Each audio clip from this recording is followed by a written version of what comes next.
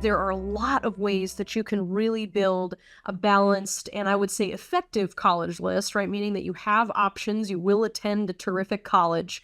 And I'm going to walk you through 3 ways to build that. And then I'm also going to talk to you more specifically around how long that list should be. And when I have a couple case studies for you to take a look at, as well as some top tips. Those 3 things, everybody, you have to self-reflect. You got to think about what you want and you need and what your criteria are. So we'll talk about that. We're going to talk about how to understand your profile because this is very contingent upon who you are as a human and a student and what your interests are. Number 2 is really determining that criteria, right? Understanding where you fall, who you can talk to help you yourself understand that, and what's really most important to you in this search, because it is all yours. And finally, really understanding how to research and refine that list, because research, the more thorough you can be, the better. And that will serve you not only for building this list, but also when it's time to write the all-important supplemental essays where you're actually telling these colleges why you want to be there. So doing research at this stage, when you're actually building your list, is helping you twofold, because it's helping you craft a very informed, balanced list, and it's going to help you really give yourself a leg up when you're having to write. They come to me and they want to kind of reverse engineer an acceptance to a particular place. And it's A, it's impossible. And B, I think it doesn't make a lot of sense for us as people, especially when we're 15, 16, 17. We are in the process of becoming whoever it is that we're going to be. We are unfinished. And that is the nature of us, age 15, 16, 17. And to expect anything else, I think is ludicrous. Like, people are people, and young people especially. So it is an opportunity in that you can, instead of looking forward and planning things, you can look back and say, okay, what have I done? And how might it fit together? It's really about having as many experiences as we can to say, oh, that went well, or, ooh, that could be improved,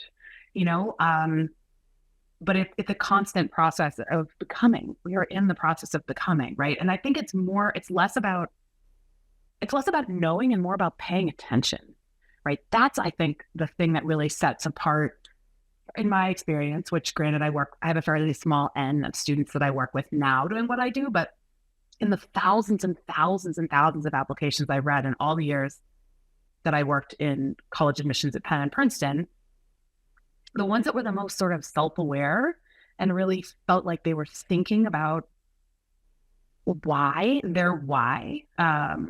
those are the ones that you're like, okay, this is a person who's awake.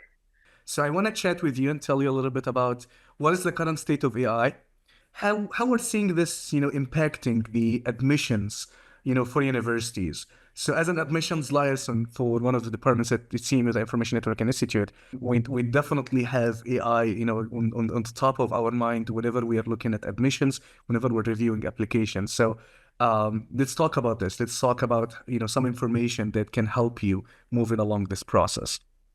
What we have done at Analytics for Everyone. So we're noticing this gap. We're seeing that the job market is changing. 53% of US college graduates are either unemployed or underemployed. That's big. 84% of international students who are graduating from US colleges are either unemployed or employed outside of their, study state. So we're talking here about, a change to the landscape. Universities have actually realized this. They realize that there is a problem here.